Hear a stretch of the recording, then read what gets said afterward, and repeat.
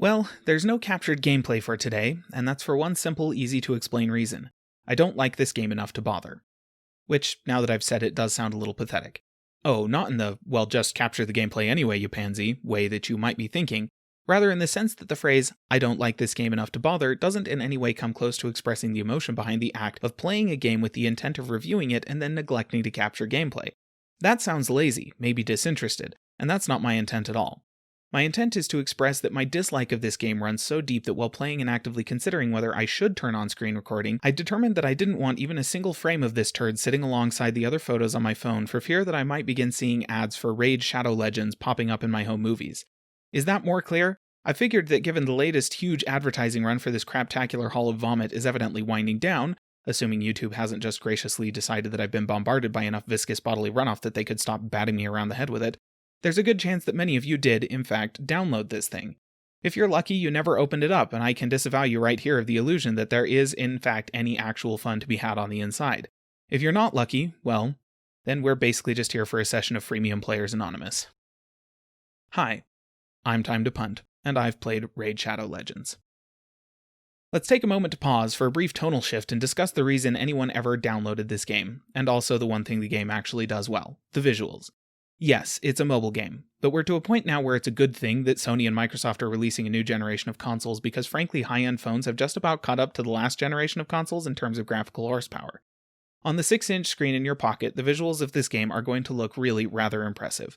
The art style isn't particularly inspired, and we don't spend anything like actual time in close enough proximity to the character models to see nuanced animations that I'm pretty confident aren't there, but in comparison to a lot of other mobile games, Rain Spattered Pigeons looks very good.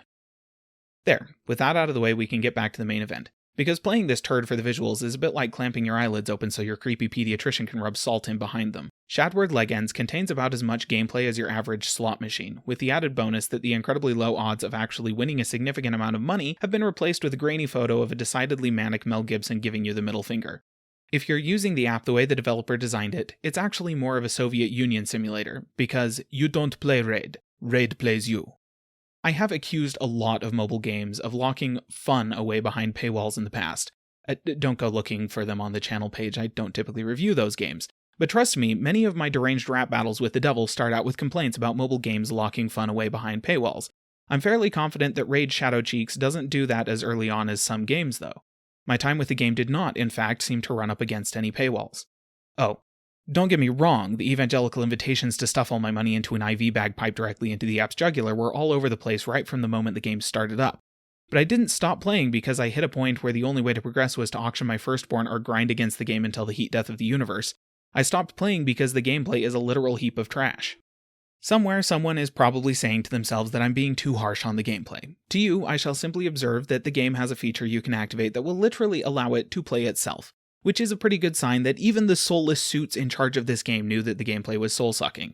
The nicest thing they did for the player in this whole package was to give you a button in-game that allows you to skip the bulk of the game. Hey, I've got a simpler solution. It's probable that somebody on the development team actually does care very deeply about this game, and I don't really like talking smack about stuff that other people really care about. But to that person, all I can say is, I'm sorry your valuable attention has been applied to this waist-deep pool of brimstone, and I hope that you're able to get a job making games that don't suck in approximately the same way as Daylight Savings. Because this game is everything bad about mobile gaming. Microtransaction-focused app design built around the utter absence of gameplay, and an advertising budget that guarantees this will get way more attention than any of the actually worthwhile mobile games out there. And don't even get me started on the game overworld, that's basically just the most stupidly laid out main menu possible. Could whatever game started that please raise their hand? Come on, I'm just curious. The 40-pound spiked flail on the wall is decoration, I promise.